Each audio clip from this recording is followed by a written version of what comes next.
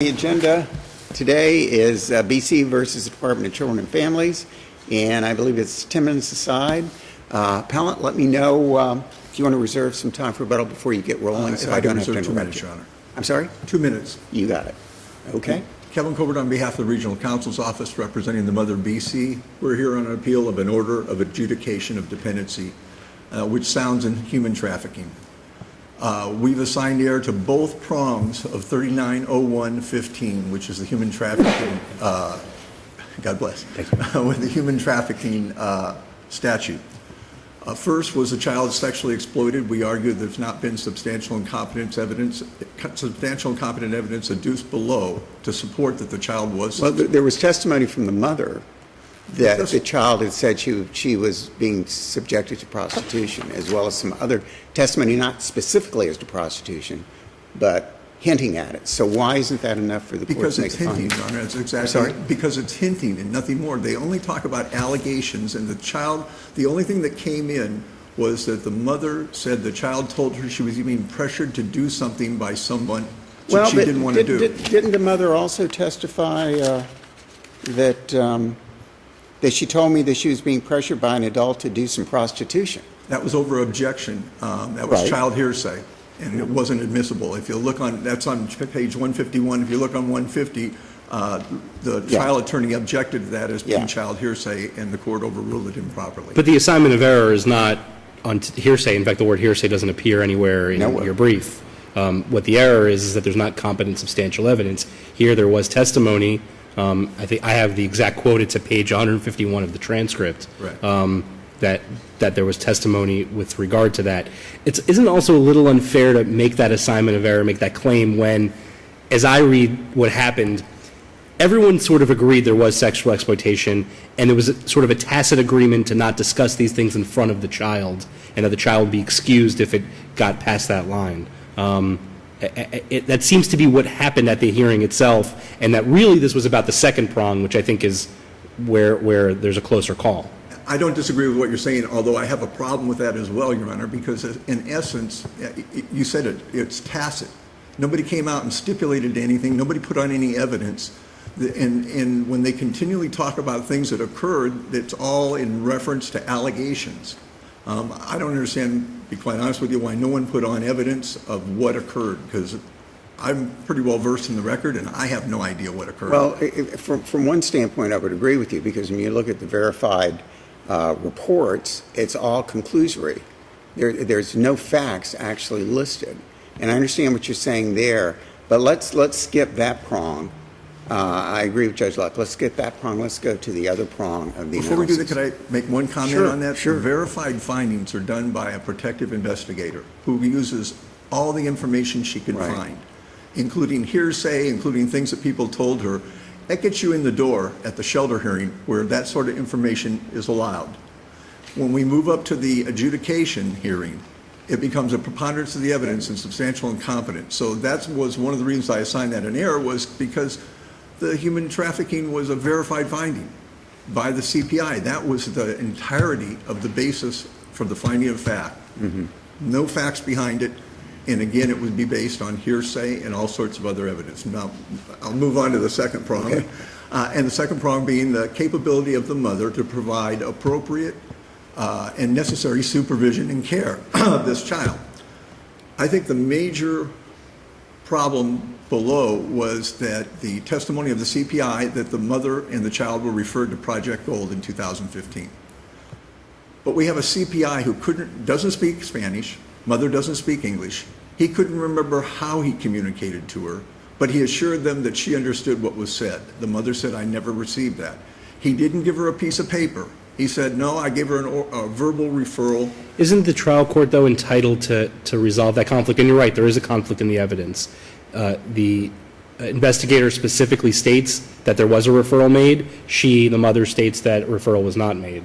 In that conflict, isn't the trial court entitled to resolve that conflict against the mother and in favor of the CPI? Absolutely, Your Honor, but there still needs to be substantial and competent evidence beyond that, because it was just, he said, "I gave it to her," but we have no way of knowing was Project Gold ever contacted.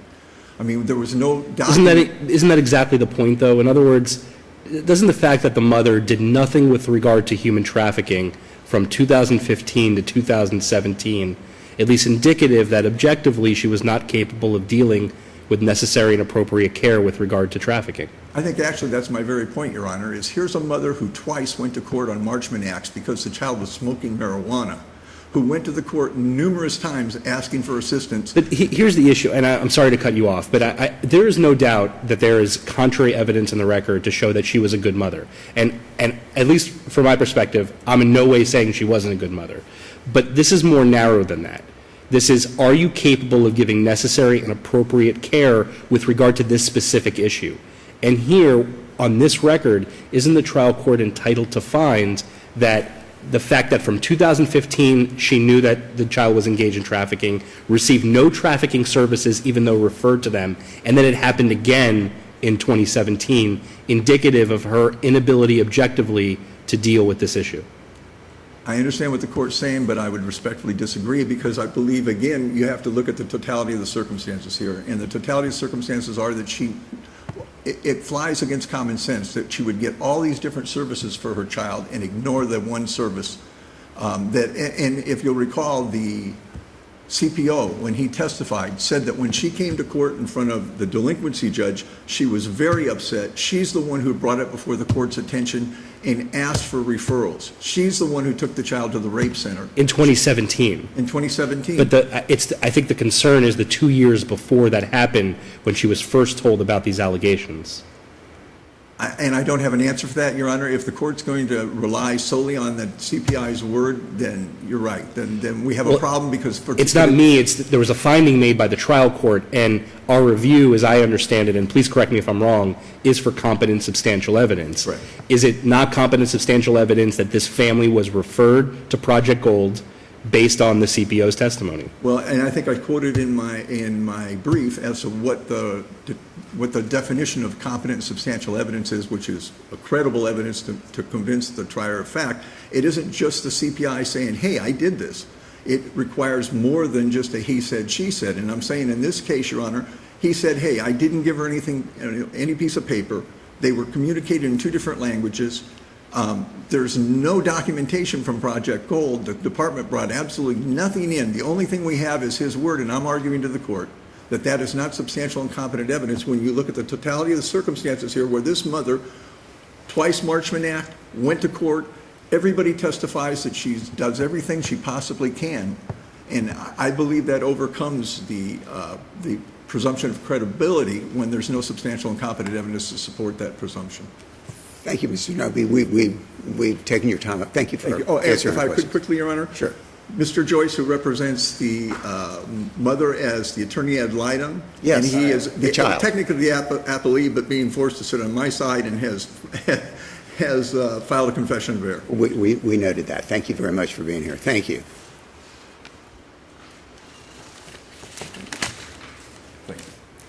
May it please the court, sorry, Carla Perkins for the department. Judge Luck, you've actually hit the nail on the head. This case is a case about a child who's human trafficked. In 2015, the evidence showed that a CPI went to the home, spoke with the mother, and in fact, on page 64, CPI Cheney, who investigated the case in 2017, actually spoke with the child.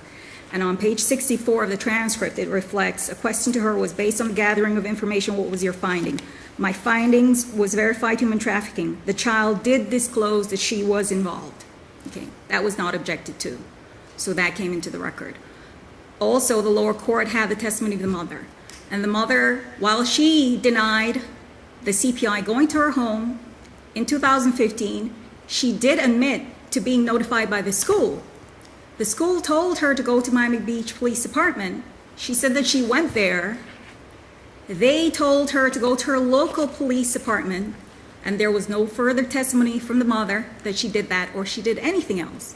Now, while the mother has been helping her child with her substance abuse, because the child did have a delinquency case, the child was sent to drug court through her delinquency And she case. also went to five months of residential treatment for substance abuse. Correct, and that was through the drug court program Right. of the delinquency Right. case. Counsel, I want to talk to you just a little bit about the definition of capable. because that was an issue below and I think is somewhat of an issue here. Is it a subjective test or an objective test? In other words, when we look at whether someone is capable of providing necessary and appropriate services, do we look at their subjective intent in which to do so, or do we look objectively whether, even though they say they're going to do it, they don't have the ability reasonably in order to do those things? I think it's going to be a mix. And the reason why it's going to be a mix is you have a mother who may want to protect her child. The problem is with human trafficking, a lot of parents can't realize that a child who's living in their home could actually be a victim of human trafficking. So I think the mother, while the mother saw the substance abuse, she felt that the girl needed help. Marchman Act is only for substance abuse, and they will maybe have some mental health component. Mm-hmm. But there was nothing involved in the human trafficking in terms of therapy. And the therapist for the child did testify as to the If the child is ungovernable or incorrigible or whatever one of the terms that were used by some of the witnesses here, how does that affect or impact the capability of the mother to provide these services, and whether her ability to and her willingness to, which is what I see as being capable? We have actually, there's a method of dealing with children in need of services, and it's called for the SINS FINS when they do the acronyms. The problem though is when they have a delinquency case open, they can't go that route. But human trafficking, what has happened with human trafficking is the legislature has put it to the department to help these minors. And I think a lot of people perceive human trafficking as a child who's a runaway from home, or a child brought in by someone else.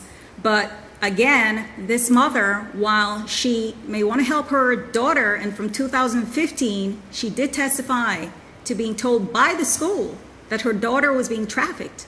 Counsel, are you suggesting that if there is evidence of human trafficking, that ipso facto, the parent is not capable of providing the necessary and appropriate supervision and care? Absolutely not. That's not the department's position. The department actually, if you look, this is why in 2015, the department did not go in and remove the girl. What the department did was they went to the home and they provided the mother with a referral, because the department is required, before removal, the department is required to do reasonable services in terms of trying to prevent the removal of a child. So when the mother testified, well, the case didn't even come into court in 2015. The mother responded, and that was part of her answer. Well, and it's almost as if she needs a case to be in court for her to realize there really is a problem there. I mean, well, doesn't the record reflect that after the referral, assuming the mother was aware of the referral, which is a disputed issue of fact, that there was no follow-up by the department?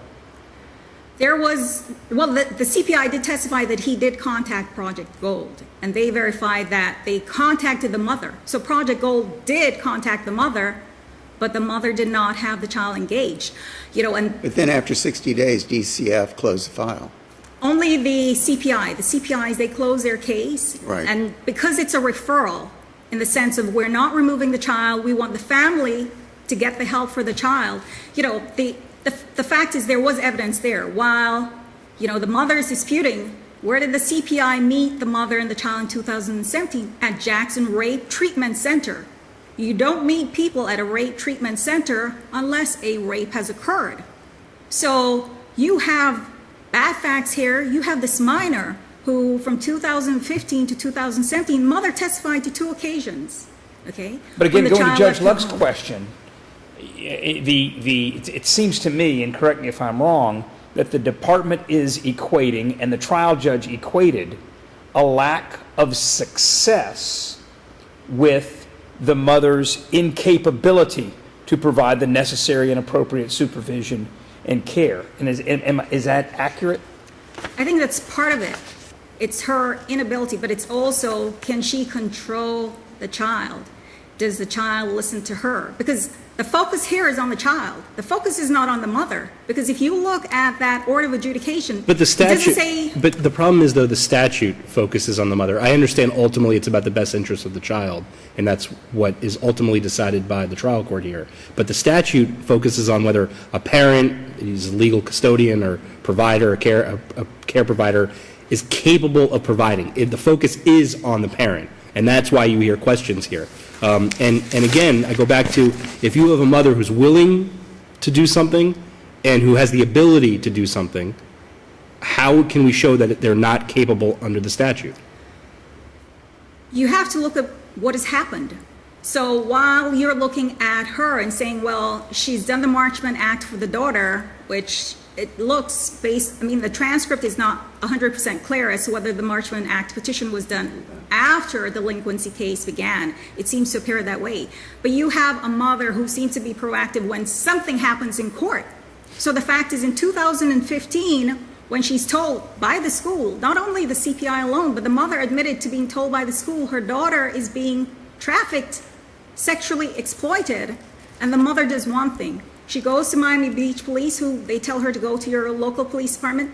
She did not do that. There is no testimony she followed through. There is no testimony from that time on that she went and sought those services to prevent her daughter from being further trafficked. Well, basically what the trial court did was what you're saying, because the trial court in their order says that the mother is not capable of providing the necessary supervision and care for GS since her attempts to protect her fall short of accomplishing or achieving. So it appears to me the court was looking back to 2015 up to 2017 and saying, I'm looking at capable from this standpoint being, you didn't do it, you didn't accomplish it, so therefore, even if I were to say do it again, we're going to have the same thing, so you're not capable. Whatever the reason, whether you don't want to, whether you're not mentally, you won't grab the situation and do it, which apparently everybody feels that this is a very good mother. She's trying to do everything she can for her daughter. She goes to all the counseling sessions. She goes to court every time she's supposed to. But whatever reason, the court is saying that she's not capable of following through. I think the court found that there's kind of a disconnect with the mother in terms of coming to the reality that her daughter is being human trafficked, is being sexually exploited. Because if you look at the testimony of the mother and you look back to 2015 when even the school told her of the problem and what she did then, and then in 2017 when it's at a rape treatment center that they're meeting the mother and the daughter, and the mother is saying, well, she kind of didn't want to engage back then. She's almost relying on her daughter. And then, when she said that her daughter at 15 wanted to go to McDonald's, and then the daughter did not come back home for hours, and then the daughter takes off at 10 o'clock at night and doesn't come home till the next morning, the mother, and this is 2017, she's describing, she's saying even this year, the mother's saying even this year, when the CPI told her, your daughter has court on Monday, delinquency court on Monday, because she had a probation violation issue to deal with, and she told the mother, keep your daughter home. The girl took off again. So the mother cares. The judge clearly said the mother cares. The mother has nothing to do with this exploitation of her minor. It's just getting the help. And in fact, when the opening statements were being done, father's opening statement was, this girl is out of control, gave the parents, some guidelines to help them. And it's really about helping this girl, because she's a victim of human trafficking, helping the parents to recognize what it is, maybe see whatever signs that the daughter may exhibit again, so that they know, go out and do whatever they need to do. Let me ask you just two questions on my mind. The first one is, when we talk about the two instances where the child went out and didn't come back, there's no testimony as to what was going on. Did she spend a night at a friend's house? Did anybody follow up to see where she'd gone? So that's kind of up in the air there. My last question is, in this type of situation with this order, the child, the court is declaring the child is a dependent of the state of Florida. But I want to make sure the parental rights are not being terminated. Am I correct on that? Absolutely not. So what happens after the child goes and gets the treatment that they need? Does the child then go back to the parents? I think the child, actually, from the transcript, it looks like the child was back with the mother. No, I'm talking about, should this court order be upheld? Because what the court is recommending is a residential treatment, from what I can see. So Am I correct on that? Well, the residential treatment was really she did a residential treatment. I'm not sure that they're saying she needs another residential treatment. The CPI was saying there are different kinds of things that they can do to help the minors. She obviously needs counseling. I mean, they're concerned about her taking off again and being further sexually Is the exploited. intent of DCF to terminate these parents' rights? Absolutely not. This is an adjudication of dependency. Right. Under the law, it is to help the family. So it's for rehabilitative purposes. However, this one here really is a direct focus on the child, because we're not saying the mother abused, abandoned, or neglected the child. There are no allegations of that. In other words, they wouldn't meet the elements of termination. Absolutely not. We have, So she that's would be nothing to do with placed this in, case. she would be placed in foster care with the department or according to the order, out-of-home placement. If they place her, I mean, I don't think, looking at the transcript, it looks like she was with the mother at the time. No, If yes, they I understand that, yeah. If they do a residential program, it's where she does the program, then she goes home to the mother. At night? She goes home at night from the residential program? No. If there's a residential program when it's completed, then she Oh, will okay, go home to the okay. mother. Yeah. The only thing that we do, I mean, if they're, like the father or some other relative is viable, we don't put children in foster care if we Gotcha. can find alternate placement. But this is nothing to do with the termination of parental rights. This is all about helping, getting the services for both child and parents. Thank you very much. Thank you. Appreciate We it, ask that you counsel. affirm. Mr. Zanobi? Your Honors, I believe Judge Scale has hit it on the head. The way this is written, it's a strict liability. Regardless, and the court below looked at it as to whether or not whether the parent was capable, but whether or not the parent was successful. And I think that's a problem with this statute. It is strict liability. If your child is, regardless of how well you treat your child, regardless of what services you give your child, if your child is involved in human trafficking, the child's automatically dependent as the state. I understand your argument, and I was thinking about this myself, but isn't the court basically saying, look, I'm finding you're not capable because you didn't do anything about it before, you weren't successful, and you knew about it. Therefore, you weren't successful. If I do it again, the same thing's going to happen, so you're not capable of taking care of this. Because the statute doesn't say successful. It says capable. And I agree with you that the court was looking at success, but then I was taking it one step further. Maybe the court was looking at it saying, you weren't successful, therefore you're not capable of doing it. So I'm going to No, put that's this through. certainly an interpretation, Your Honor, and I can't say I can't say it's a right interpretation. I'm just saying. I it know, was and one I thing looked understand at. that, but I think that goes back to my argument that everything flies in the face of the CPI's testimony that she received these referrals previously in consideration of all that she's done and the success that she's had in both in the delinquency and in the Marchman Acts. So I'd ask this court to reverse and remand. Great. Thank you very much. Thank you both.